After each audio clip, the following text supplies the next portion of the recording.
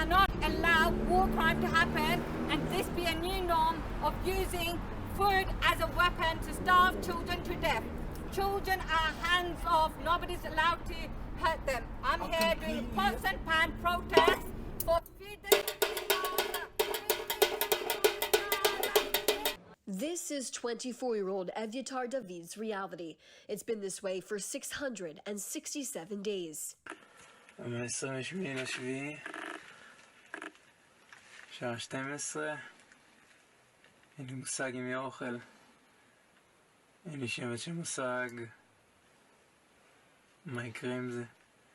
אני כבר לא אוכל, לא יודע כמה ימים ברצף. In the depths of hell in underground Hamas tunnels sits the emaciated, starved, and abused David. Nearly every bone in his body can be seen through his skin. His dark eyes and weak voice only begin to tell the story of the horrors of being a Hamas hostage as you see the corners of his shoulders and collarbones sticking out of his body.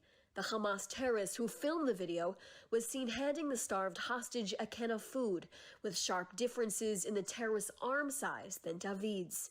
The psychological terror has hit a new turning point as it shows the 24-year-old forced to dig his own grave in the dirt of the tiny tunnel he's confined to. Video of hostage Rom Braslavsky, emotional, in pain, as there are clear signs of starvation on display. Terrorists in the next room are enjoying air conditioning and plenty of food stolen from aid deliveries.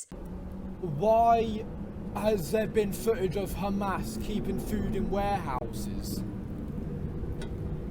Okay, let's do this. Has an independent UK journalist gone in to verify? So if it's not verified, it's hearsay. No. Okay, let UN go in, let them verify it, let them say it, because they are contesting this. This is a lie, this is a lie, this is a lie. I don't care who's telling the food. Let children have food. Let children have food. Let children have food. Let children have food. Ready to go? So guys, we just arrived at the location, and behind me here is one of the humanitarian aid trucks that are delivering the food after it crosses into the Gaza side of the border. So you have to see, look at all the metal and the barbed wire and the glasses of this truck, because the moment it enters Gaza, it is immediately looted by the Palestinians that want the food, or by Hamas themselves. So it needs to be protected. This looks like a scene from Mad Max or something like that. Just crazy. It's a really crazy situation here. The international media keeps proclaiming this statement that Israel is starving the Gaza population. Is that true? Is there any merit to that? Where do we receive these reports from? No, the allegations of deliberate starvation are complete bullshit. When we go into the Gaza Strip now, we're going to see not only the humanitarian aid that Israel is sending in, but also the catastrophic failure of the United Nations to distribute that aid. We're going to see the contents of hundreds of trucks rotting in the sun because the UN has not been able to shift it and get it to the people who need it and make sure Hamas can't steal it. And unfortunately, instead of taking responsibility and scaling up their operations and taking certain risks in a war zone, they find it much easier to blame Israel because they've been doing what they've been doing since the very beginning of the war, trying to pressure Israel to end the war with the Hamas regime still in power in Gaza, free to plot another October 7th massacre, and free to catch its breath for the next war. Well, which is what they're doing. Why is the humanitarian aid so important for Hamas? Humanitarian aid is important because it is Hamas's main financial lifeline. Its international sources of funding have, in large part, been cut off, and it's been able to make money by taxing the goods that go into Gaza, whatever goes to the market. Selling it at very inflated prices to the population. Or when the merchants sell them at inflated prices, you go around with a gun to the merchant and say, give me thousands of dollars. Yeah. And so Hamas operates as a protection. So the goods going into Gaza have enabled Hamas to sustain its governance structure inside the Gaza Strip and its control over the population. That's why what Israel tries to do with the Gaza Humanitarian Foundation is to separate Hamas from the civilian population and make sure aid can get to the people who need it and bypass the Hamas system and Hamas's ability to infiltrate the broken UN system. But you know, the Gaza Strip now is the most complicated humanitarian challenge in military history because there's nowhere else in the world where the UN is expected to deliver aid inside an active combat zone controlled by the enemy. Normally, civilians are moved out of harm's way and you give them aid somewhere safe. But here, Egypt shut the border. For more than the last year. It won't let any aid at all through the Rafah crossing. Civilians aren't allowed to leave.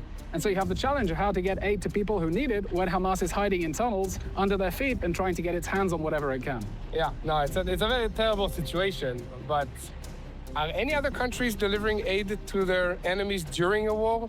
It's not something that happens. International law says that countries have an obligation to facilitate aid to the enemy population as long as there's no evidence that it's going to support the enemy's army. And here it is going to support the enemy's We can see military. it, yeah. And Israel is still allowing that aid to reach the people who need it, of course.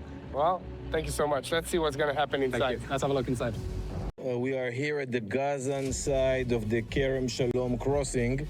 Now, it's important for me to emphasize here, as the representative of the IDF, we are not starving anyone. This is not an aim. This is not a war goal for us. We are fighting Hamas. Vicious Hamas is fighting his own people. You already know that. He's using his population as human shield. Cynically, he's using them in order to create this campaign of starvation against Israel, against the IDF. This is a war zone for over 21 months now. It's a war that was imposed on us. We didn't select this war. We didn't want to open this war. They opened it. Now they are using starvation as a tool of war against us. It's a strategic weapon in their hands. It's very sad. Now, if it's because of any reason, security reason, we offered the UN already several times to support it. But they refused to that. Now we are improving this effort. Regardless of Hamas' efforts to stop it, we will push it as hard as we can, including airdrops of food by us and by other foreign countries, including opening humanitarian corridors, secured humanitarian corridors, temporarily, in certain times, in certain areas, in order to hand food directly to the people of Gaza, without Hamas looting it. Now we have to understand and we have to remember, I also saw this fake news in the last few days all over the media. There are many proofs, you already seen that, video clips, recordings from phone conversations between Hamas people and themselves, enough proofs that shows how Hamas is looting the food and taking it and putting it in storage in their own underground facilities and in their warehouses and stopping the food from the population of Gaza. There is food in Gaza right now as we speak, but it is in the wrong hands. We will continue to push as hard as we can to feed the people of Gaza on one hand. On the other hand, we will keep fighting Hamas as hard as we can in order to dismantle Hamas. Hamas cannot control the Gaza Strip the day after. We cannot allow October 7th happen again, this massacre again. We won't allow it. This is our mission. And most important than all, we still have 50 hostages captive brutally in the hands of Gaza in the underground facilities. They are being tortured as we speak now. And we will do our best in order to free them and bring them home, dead and alive alike. Thank you very much.